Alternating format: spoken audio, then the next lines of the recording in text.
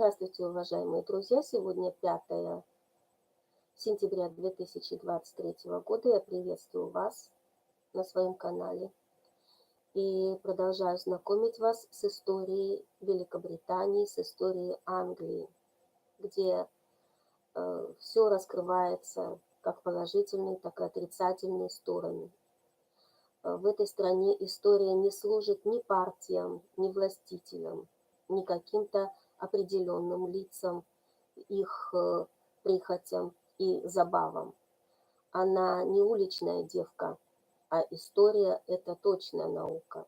Поэтому я знакомлю вас с рассказами по истории Англии. Сегодняшняя тема – A Contest for a Crown. Contest значит битва, спор или какая-то заварушка, да? За корону. For a crown.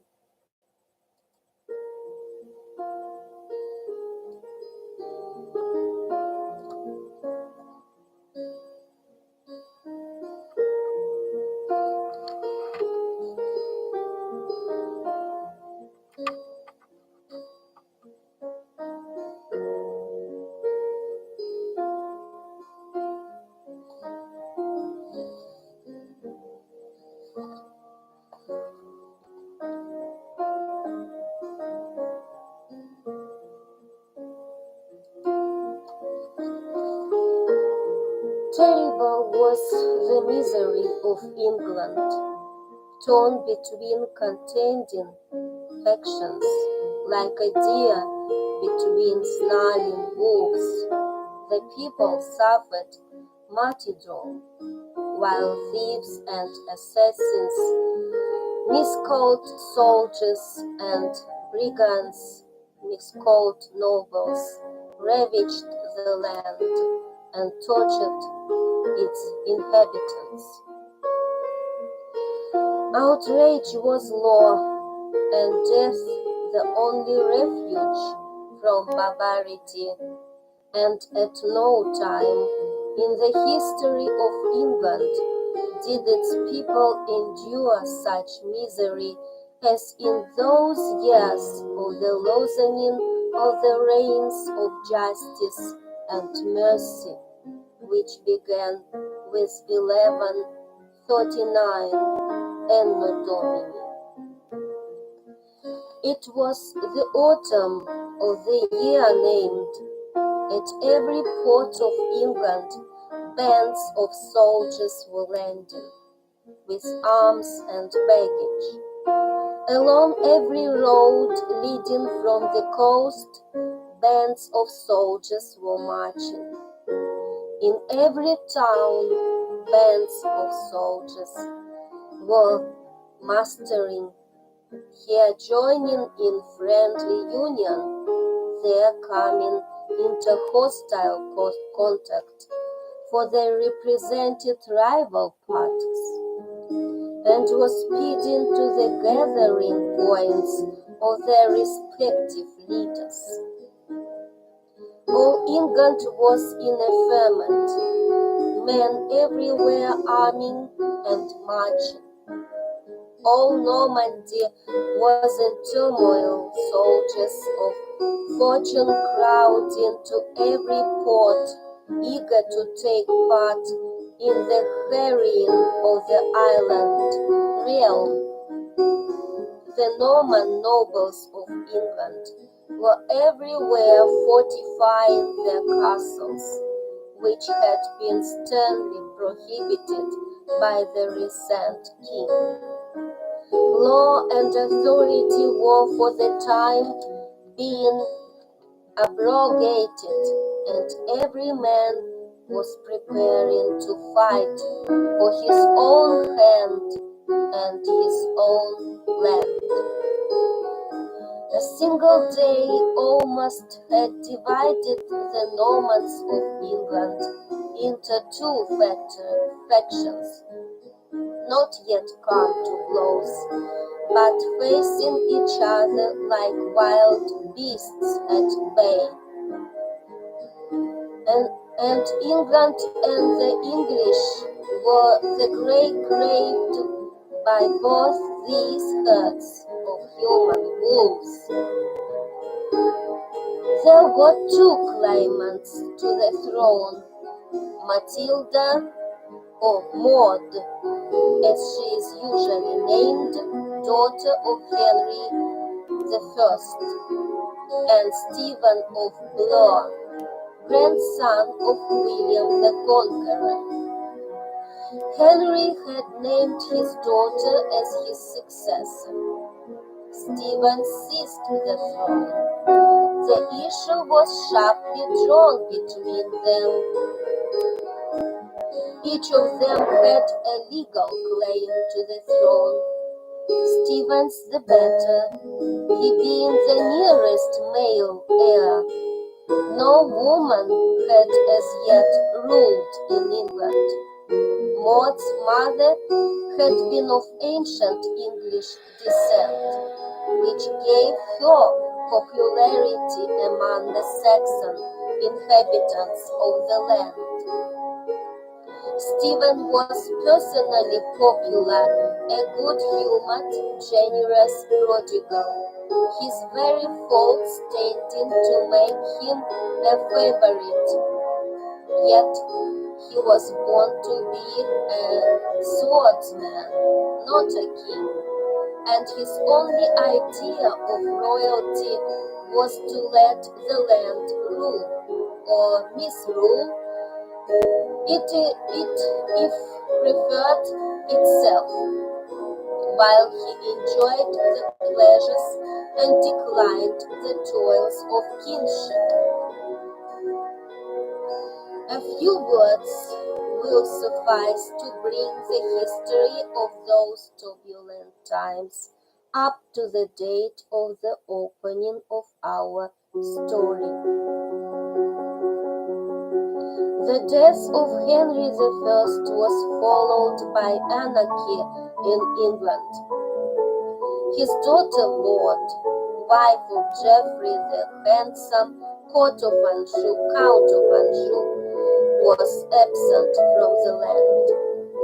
Stephen, Count of Blois, and son of Adela, the Conqueror's daughter, was the first to reach it.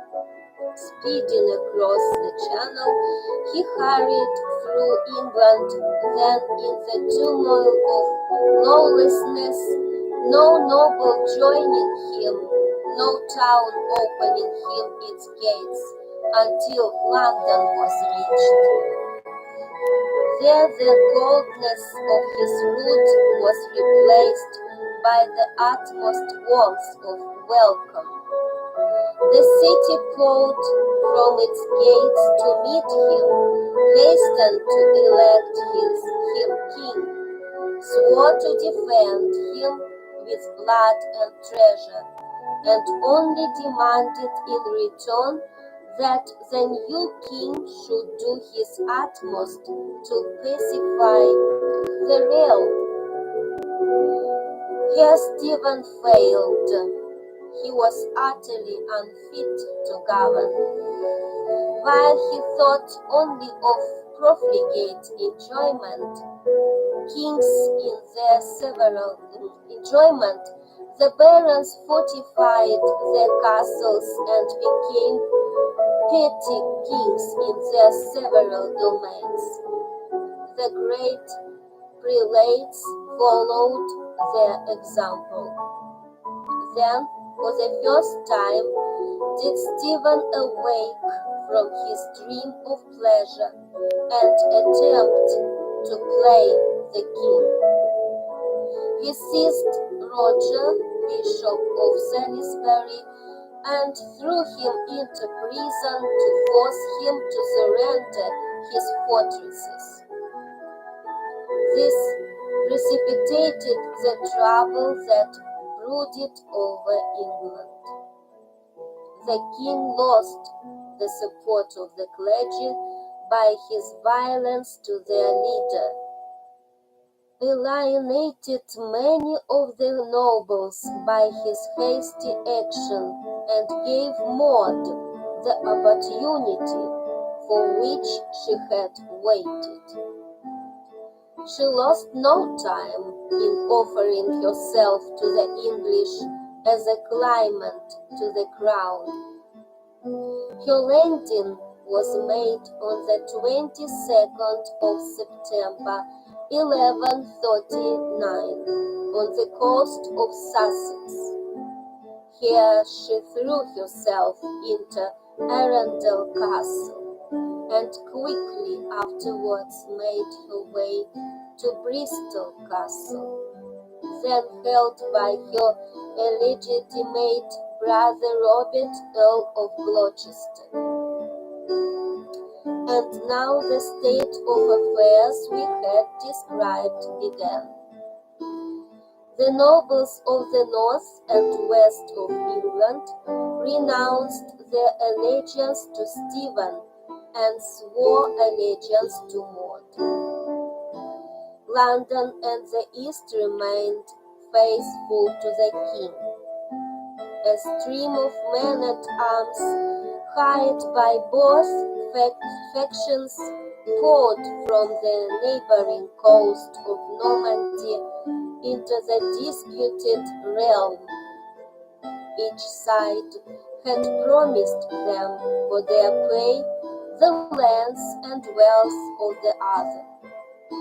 Like vultures to the feast they came, with little heed to the rights of the rival claimants and the wrongs of the people, with much heed to their own private needs and ambitions. In England such anarchy ruled as that land of much intestine war has rarely witnessed. The Norman nobles prepared in haste for the civil war, and in doing so made the English their prey. To raise the necessary funds, many of them sold their domains, townships, and villages, with the inhabitants thereof, and all their goods. Others of them made forays on the lands of those of the opposite faction, and seized cattle, horses, sheep, and men alike, carrying off the English in chains, that they might force them by torture to yield what wealth they possessed. Terror ruled supreme.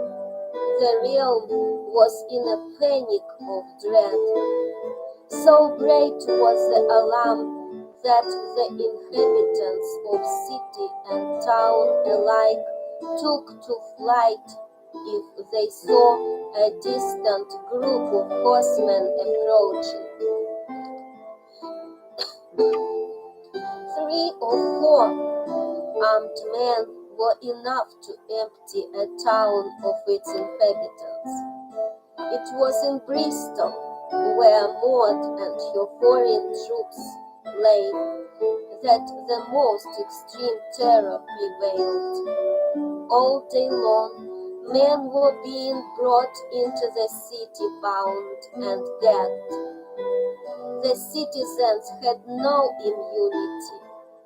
Soldiers mingled among them in disguise, their arms concealed, their talk in the English tongue, strolling through markets and streets, listening to the popular chat, and then suddenly seizing anyone who seemed to be in easy circumstances. These they would drag to their headquarters and hold to ransom. The air was filled with tales of the frightful barbarities practiced by the Norman nobles of the unhappy English captives in the depths of their gloomy castles. they carried off, says the Saxon Chronicle, all who they thought possessed any property, men and women, by day and by night. And whilst they kept them imprisoned, they inflicted on them tortures, such as no martyr ever underwent, in order to obtain gold and silver from them. We must be excused from quoting the details of these tortures. They killed many thousands of people by hunger, continued the Chronicle. They imposed tribute after tribute upon the towns and villages, calling this in their tongue tancery. When the citizens had nothing more to give them, they plundered and burnt the town. You might have traveled a whole day without finding a single soul in the towns or a cultivated field. The poor died of hunger, and those who had been formerly well off begged their bread from door to door. Whoever had it in his power to leave England did so. Never was a country delivered up to so many miseries and misfortunes. Even in the invasions of the pagans, it suffered less than now. Neither the cemeteries nor the churches were spared. They seized all they could and then set fire to the church. To till the ground was useless. It was openly reported that priest and his saints were sleeping. One cannot but think that this frightful picture is somewhat overdrawn, yet nothing could indicate better the condition of a middle-aged country under a weak king and torn by the adherence of rival claimants to the throne. Let us leave this tale of torture and horror and turn to that of war. In the conflict between Stephen and Maud, the king took the first step. He led his army against Bristol. It proved too strong for him, and his soldiers in revenge burnt the environs after robbing them of all they could yield. Then, leaving Bristol, he turned against the castles on the Welsh borders, nearly all of whose lords had declared for Maud. From the laborious task of reducing these castles, he was suddenly recalled by an insurrection in the territory so far faithful to him. The fens of Ely, in whose recesses Hereward the Wake had defied the conqueror, now became the stronghold of a Norman revolt. A baron and a bishop, Baldwin de Rivia and Linnea, bishop of Ely, built stone in the entrenchments of the island and defied the king from behind the watery shelter of the fence. Hither flocked the partisans of Maud. Hither came Stephen, filled with warlike fury. He lacked the qualities that make a king, but he had those that go to make a soldier. The methods of the conqueror in attacking hereward were followed by Stephen in assailing his foes. Bridges of boats were built across the fence. Over these the king's cavalry made their way to the firm soil of the island. A fierce conflict ensued, ending in the rout of the soldiers of Baldwin and Lanier. The bishop fled to Gloucester, whither Maud had now proceeded. Thus far the king had kept the field, while his rival lay entrenched in her strongholds. But her party was earnestly at work. The barons of the Welsh marches, whose castles had been damaged by the king, repaired them. Even the towers of the great churches were filled with war engines and converted into fortresses, ditches being dug in the churchyards around, with little regard to the fact that the bones of the dead were unearthed and scattered over the soil. The Norman bishops, completely armed and mounted on war horses, took part in these operations and were no more scrupulous than the barons in torturing the English to force from them their hoarded gold and silver. Those were certainly not the days of merry England, nor were the days of pious England, when the heads of the church, armed with sword and spear, led armies against their foes. In this they were justified by the misrule of Stephen, who had shown his utter unfitness to rule. In truth, a bishop ended that first phase of the war. The Bishop of Chester rallied the troops which had fled from Ely. These grew by rapid accretions until a new army was in the field.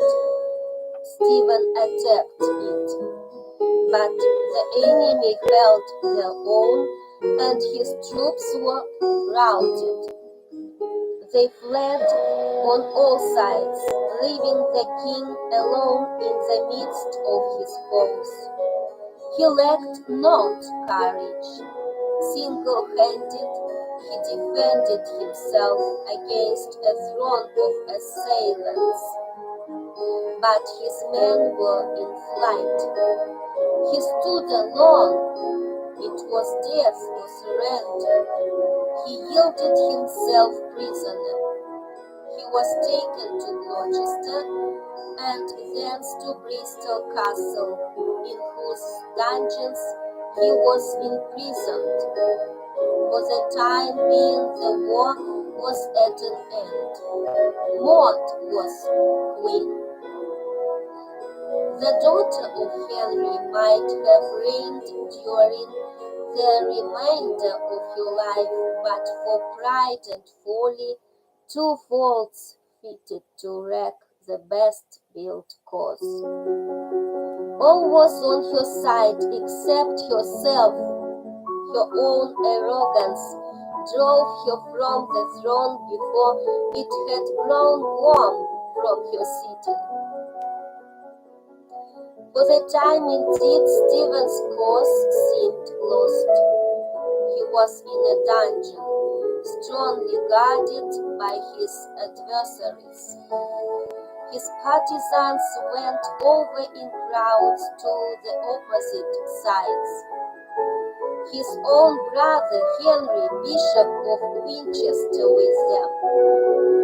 The English peasants, embittered by oppression, rose against the beaten army and took partial revenge for their wrongs by plundering and maltreating their defeated and dispersed soldiers in their flight.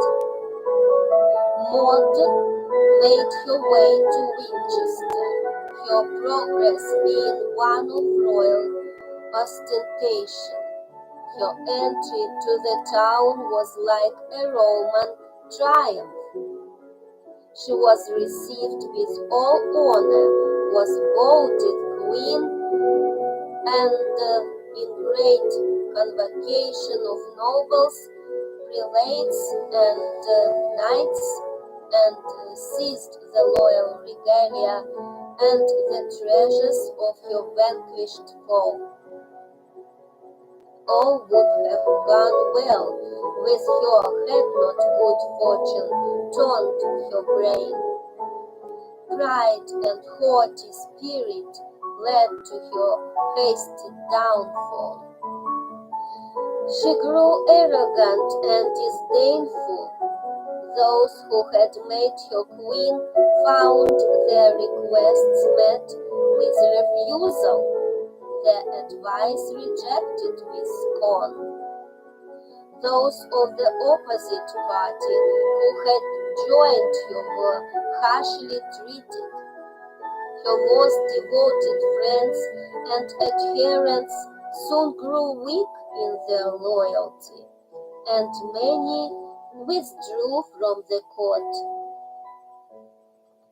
with the feeling that they had been fools to support this haughty woman against the generous-hearted soldier who lay in Bristol dungeon.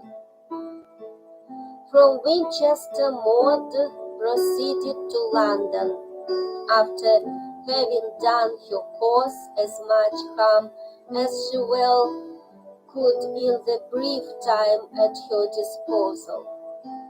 She was looked for in the capital city with sentiments of hope and pride. Her mother had been English, and the English citizens felt a glow of enthusiasm to feel that one whose blood was even half Saxon was coming to rule over them. Their pride quickly changed into anger and desire for revenge.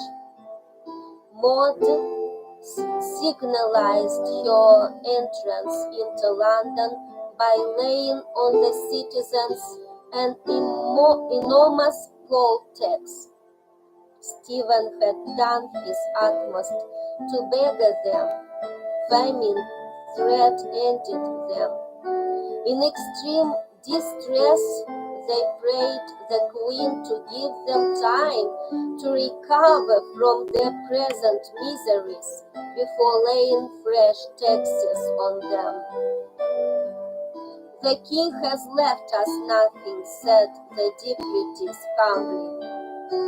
"I understand," answered Maud with haughty disdain, "that you have given all to my adversary and have conspired with him against me. Now you expect me to spare you. You shall pay the tax." Then pleaded the deputies, "Give us something in return. Restore to us the good laws of the great uncle Edward, in place of those of thy father King Henry, which are bad and too harsh for us. Whom the gods wish to destroy, they first make mad." The Queen listened to the deputies in a rage, treated them as if they had been guilty of untold insolence in daring to make this request. and with harsh menaces drove them from her presence, bidding them to see that the tax was paid, or London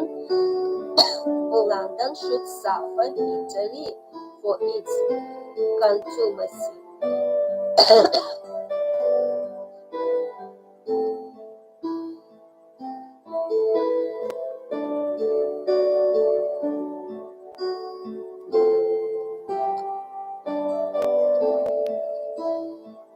The deputies withdrew with a show of respect, but with fury in their hearts, and repaired to their council chamber, whence the news of what had taken place sped rapidly through the city.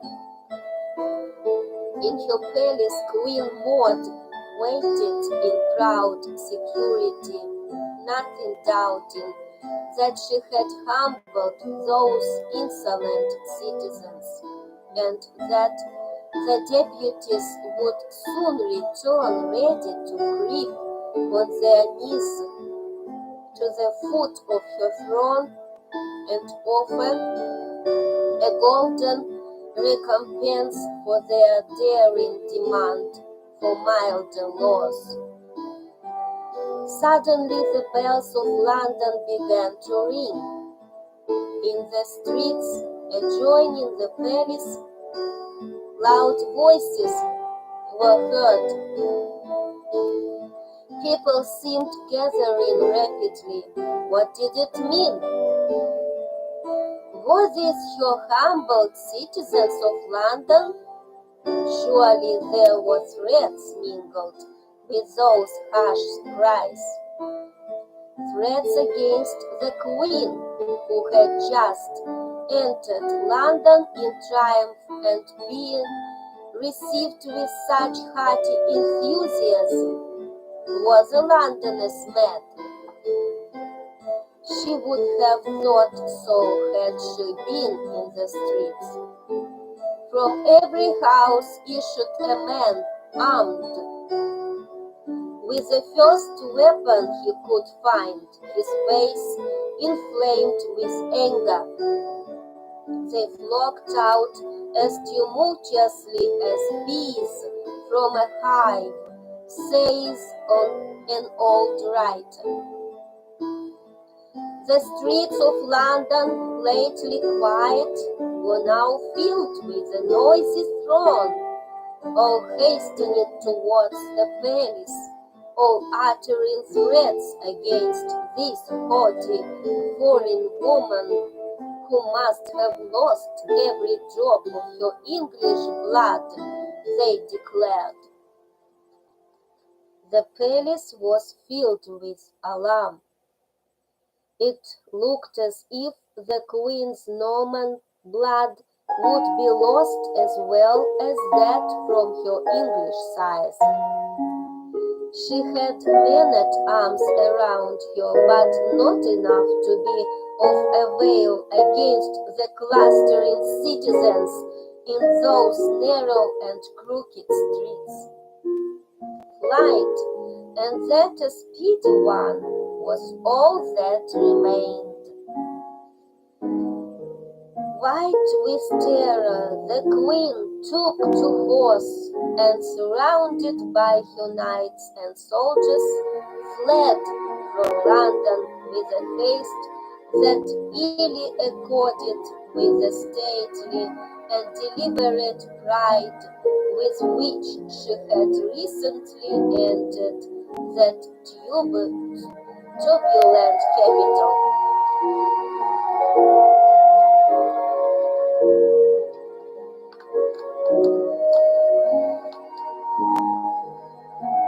She was none too soon. The frightened cottage had not left the palace far behind it before the maddened citizens burst open its doors, searched every nook and cranny of the building for the Queen and her bodyguard, and finding they had fled, wreaked their wrath on all that was left, plundering the apartments of all they contained. Meanwhile, the queen, wild with fright, was galloping at full speed from the hostile beehive she had disturbed. Her barons and knights, in a panic of fear and deeming themselves hotly pursued, dropped off from the party one by one, hoping for safety by leaving the highway for the byways and caring little for the queen, so that they saved their frightened selves. The queen rode on in mad terror until Oxford was reached. Only her brother, the Earl of Gloucester, and a few others keeping her company to that town. They fled from a shadow. The citizens had not pursued them. These turbulent tradesmen were content with ridding London of this power-mad woman, and they went back satisfied to their homes. Leaving the city open to occupation by the partisans of Stephen, who entered it under pretense of an alliance with the citizens. The Bishop of Winchester, who seemed to have been something of a weathercock in his political faith, turned again to his brother's side, set Stephen's banner afloat on Windsor Castle, and converted his bishop's residence into a fortress. Robert of Gloucester came with Maud's troops to besiege it. The garrison set fire to the surrounding houses to annoy the besiegers. While the town was burning, an army from London appeared, fiercely attacked the assailants, and forced them to take refuge in the churches. These were set on fire to drive out the fugitives. The affair ended in Robert of Gloucester being taken prisoner and his followers dispersed.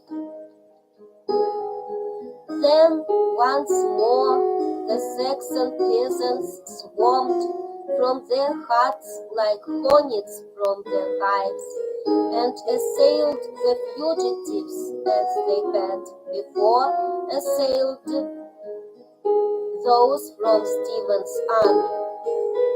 The proud Normans, whose language betrayed them in spite of their attempts at disguise, were robbed, stripped of their clothing, and driven along the roads by whips in the hands of Saxon serfs, who thus repaired themselves for many an act of wrong.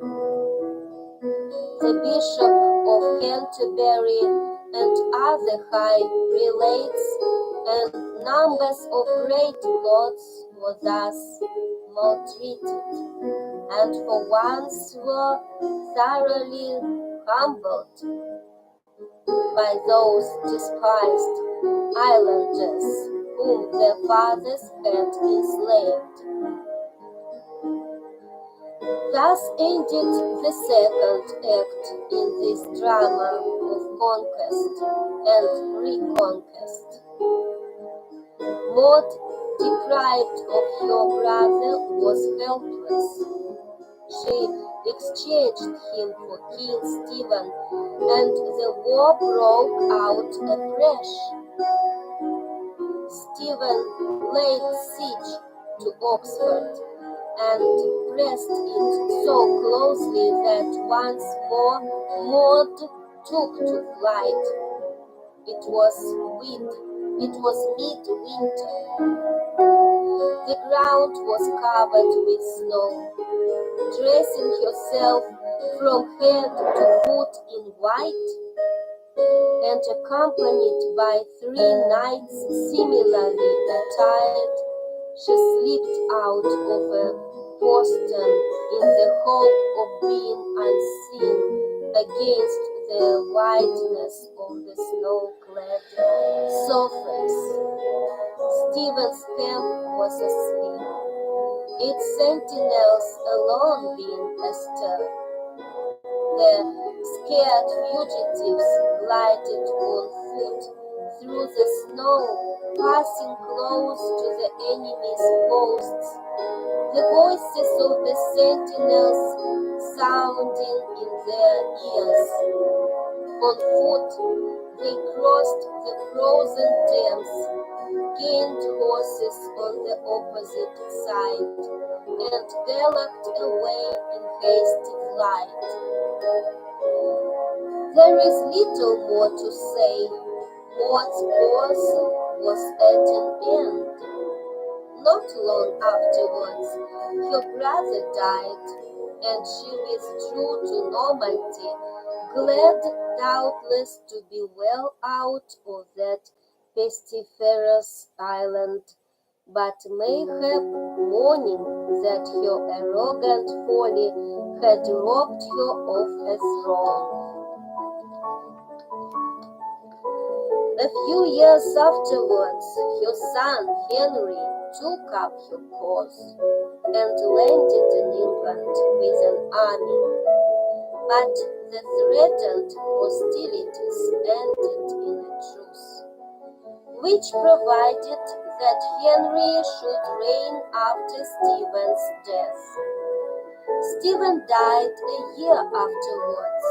England gained an able monarch, and prosperity returned to the realm after 15 years of the most frightful misery and misrule.